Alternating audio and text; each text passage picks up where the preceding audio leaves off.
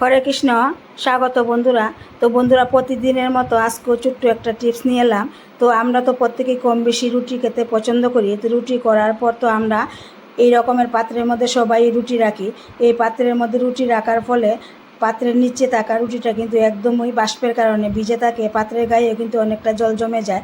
তো সেই রুটিটা কিন্তু অনেকেই খেতে চায় না, রুটিটা একদমই ভিজা ভিজা হয়ে থাকে। তো দেখুন বন্ধুরা, পাত্রের গায়ে কিন্তু অনেকটা জল জমে গেল বাষ্পর কারণে। তো আমরা যদি এখানে একটা ছোট্ট টিপস ফলো করি, এরকমের ঝুড়ির মধ্যে যদি আমরা রুটি করার পর রুটি রাখি, তো ঝুড়ির এই ছিদ্রের কারণে কিন্তু এই ছিদ্র দিয়ে বাষ্প অনেকটা বের হয়ে যায়। তো নিচের রুটিটা কিন্তু একদমই আর ভেজা থাকবে না।